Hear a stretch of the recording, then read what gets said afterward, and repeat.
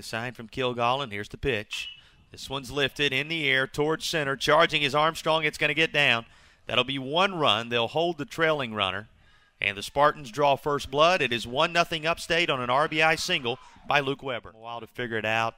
You know, you never know what you're going to get with youth. So many freshmen. How can it do much? Here's a tough play for the third baseman. And, boy, you got to give credit to Rush for recovering. He had a difficult job after the ball slipped away from him for a moment. That's the second out, but it is a run-producing out as the RBI on the ground ball will be credited to Zach Kreider. And with 2 gone, it's 2-0. Both solo shots and both a year ago. He was swinging for the fences but fails to make contact with a count 2-2. And that is a huge strikeout for Goss as now he gets it to 2 outs.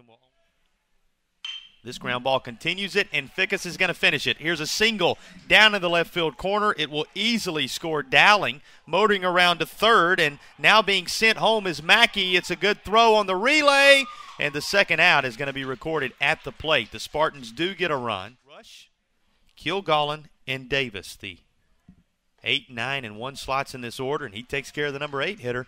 Nice pitch, boy, changing the view and the level by diving inside with that breaking ball, and Rush is retired. And here's the payoff pitch to DeKirkland. Swing and a miss, strike 3. Able to sit down the slugger. To end the inning with the Spartans threatening on the play by Orth over at first. And for the third time, Rush is down swinging. He gets the hat trick.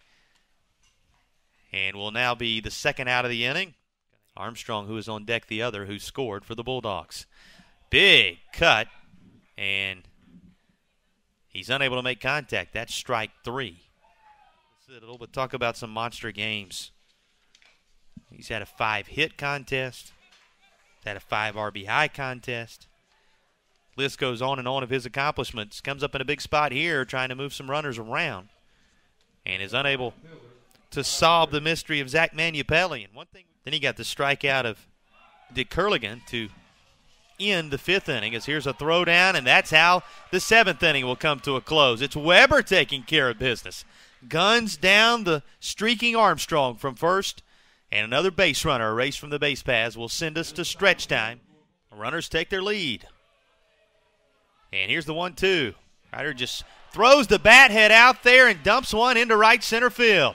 Both runners are going to come around to score, and the Spartans now lead by 3 thanks to a 2-out RBI knock by Zach Kreider going the other way to get it done. Good job of Kreider with Sieba over at first. Here's the 1-0. This one's grounded by the third baseman into the left field. They're going to send the lead runner Kreider. Here comes the throw. It's going to be close, but the ball trickles away from Kilgallen. Working his way over to third in a heads-up base running play is Daniel Sieba, and it is 6-2 Spartans. Spartans needing 6 outs to pull off victory for the 3rd consecutive day. There's 1 of the 6 they need. First out of the 8th inning in the books on a strikeout of Griffin. Runs for Spartans, and the 2 runs for the Bulldogs have been scored in this game. Here's the 1-0. Lifted in the air toward right. Lesh seems to have it. Backs up a couple steps, drifts over. He secures it in his glove, and that's the ball game.